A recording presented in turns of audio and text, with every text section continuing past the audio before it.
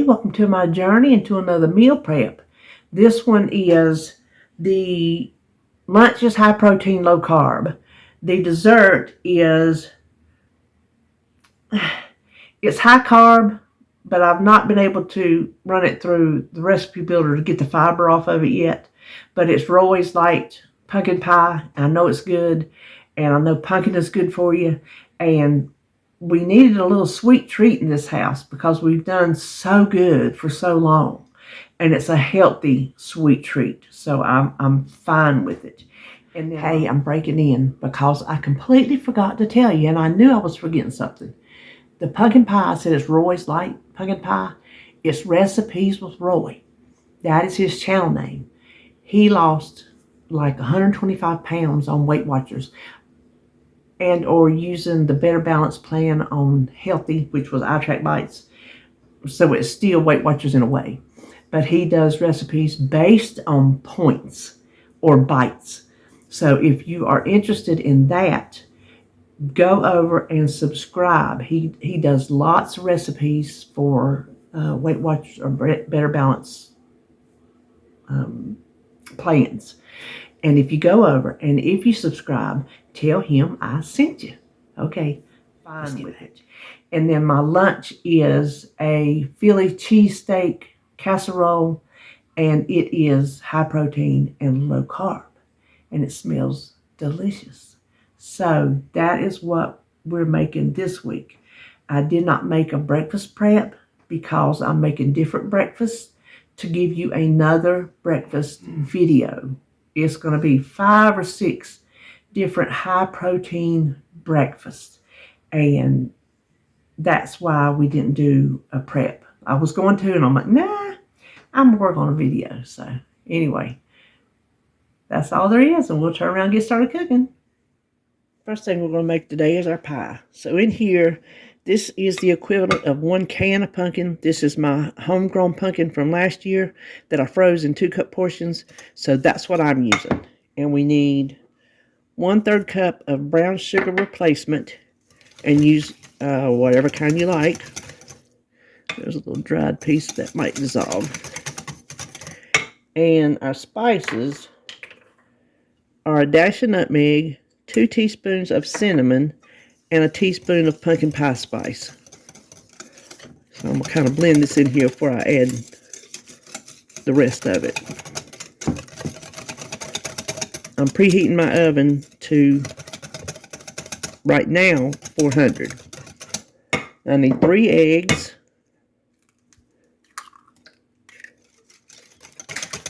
Okay. Then we need a 1/2 cup of almond milk and a teaspoon of vanilla. Now, I would imagine you can use any kind of milk you like.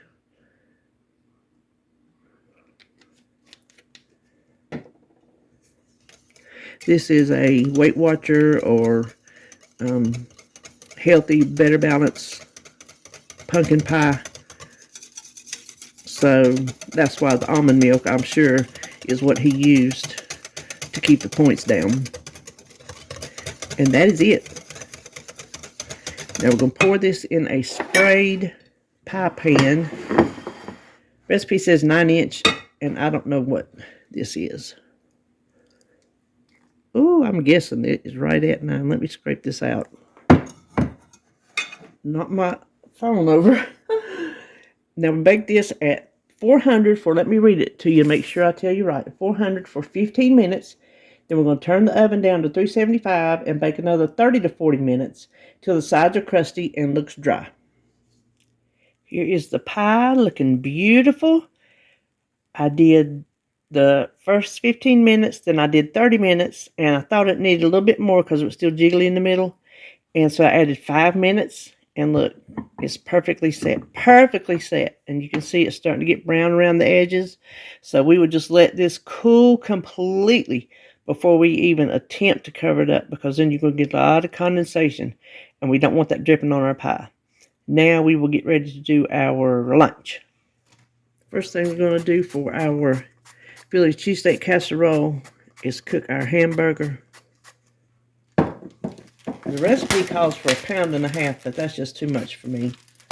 So I'm just doing This is just just a touch over a pound.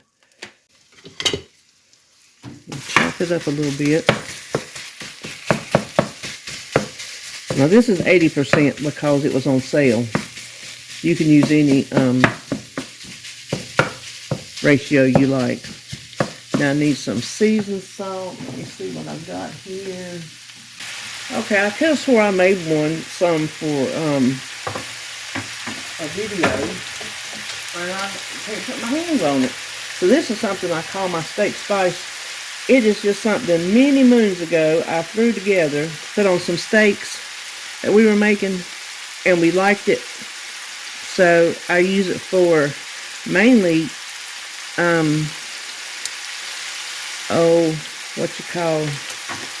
we call them taquitos that you make in the crock pot. So I'm just going to use that. But if you have seasoned salt, use your seasoned salt. And I'm going to put some salt because I don't think this has any in it. It smells amazing. Now I'm going to have to cook this and drain it because it's being 80%. So while this is doing, we will cut up our pepper. I honestly don't know if we need this whole pepper because it's so big. I'm going to cut half of it and see what I think. Now I like to cut mine smaller.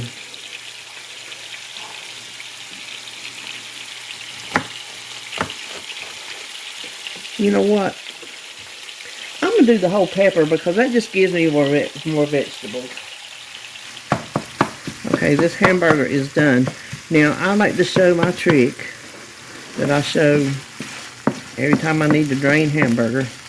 But it's worth showing in case you're new and haven't seen it. Because it's a handy way to dispose of your grease. So just hold your pan up. Let all your grease run to the bottom. I know a lot of people keep a can under the sink, and we all know how stinky that gets. You can't put it down your sink. Do not put grease down your sink. You are asking for trouble. I guess you can go throw it outside, but I don't really have a place like we used to. Before they built these houses, we used to walk across to the woods and dispose of this stuff, but it's not there anymore. So this is how I do it from now on. I use peanut cans, any kind of nut can, because it's made of, it's not metal, but it's like metal lined, fall lined or something. And I use my turkey baster.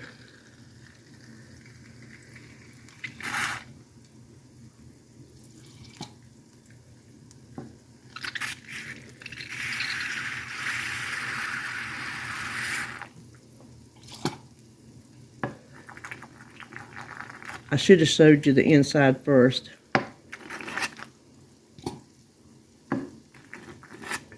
Okay, I think that's all we're going to get. And that turkey baster can just go pop the top off and it goes in the dishwasher just fine.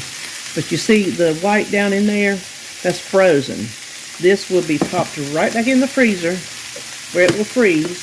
You will not have a mess. You will not have a stink. And it's the perfect way to get rid of your grease. So now, I'll get that in a second. We just want to add our green peppers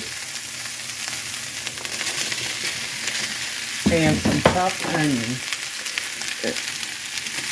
How much ever you want. You know how I feel about the onion. Ooh, I'm going to have to chop some more for long. You know I keep that in my refrigerator so that I can just have it at a moment's notice. Now this will just cook until these peppers are tender to your liking. And my oven is preheated at 350, which did not take long after that pumpkin pie.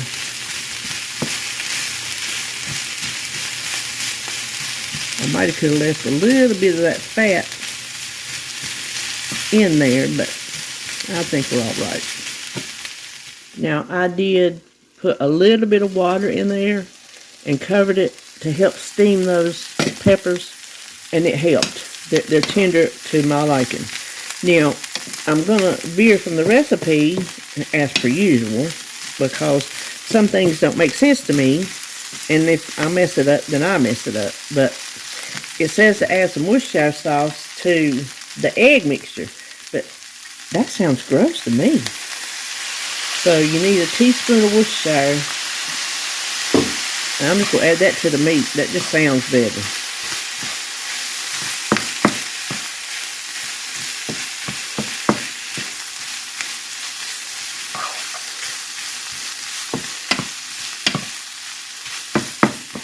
Okay, now we're going to transfer this to a sprayed 9x9 baking dish.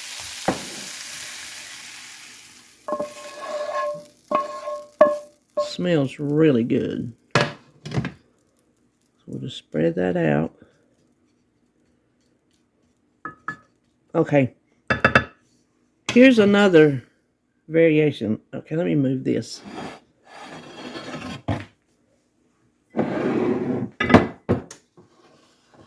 We need 4 eggs, which I have beaten up really good with this fork. And then we need a 1/4 cup. It said cream, but I mix my cream and half together. So that's what I'm using. You can use half and half. You can use any kind of milk you want. And then, it doesn't say so, but I'm going to add a little salt and pepper to it. Give it some flavor.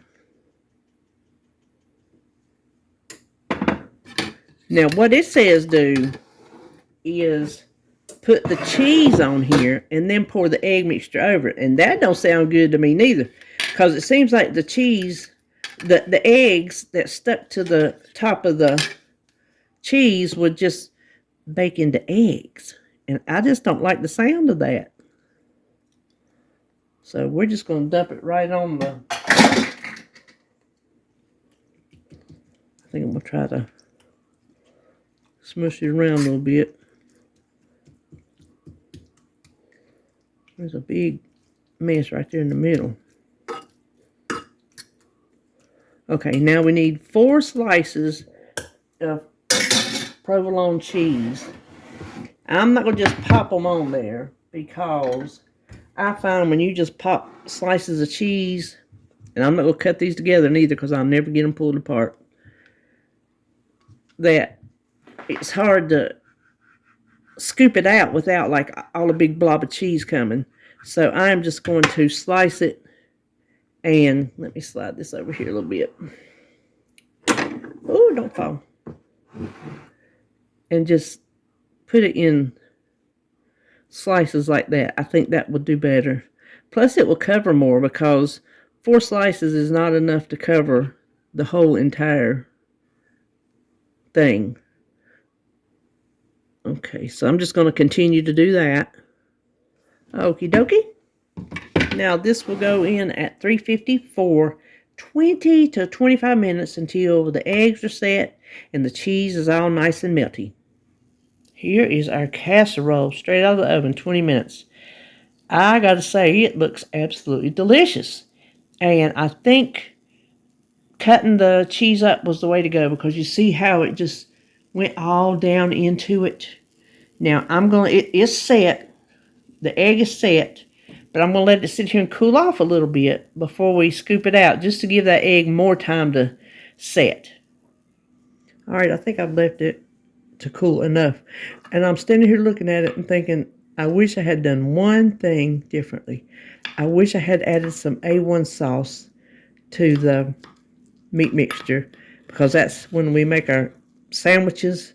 That's what we do, and it's absolutely delicious. So if I like this next time, that's what we'll do. I didn't know if I was going to get 4 or 5 servings, but I think that's a good size serving. So I'm going to go ahead and portion this into 4 servings. Okay, now let's look and see what we made today.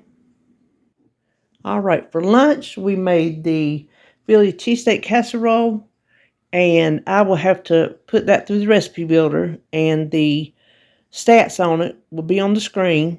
I thought it had printed with the recipe, but it didn't, so I will have that on there for you.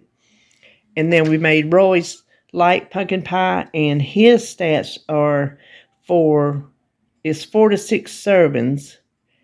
So I'm not sure if this calorie is for 4 to 6, but it's 101 calories. And he didn't have fiber. 25 carbs, 6 protein. So I'm not sure how much fiber is in pumpkin to offset that carb. But I know pumpkin's good for you, so I'm not worried about it. All right. Well, that's it. That's for my prep today.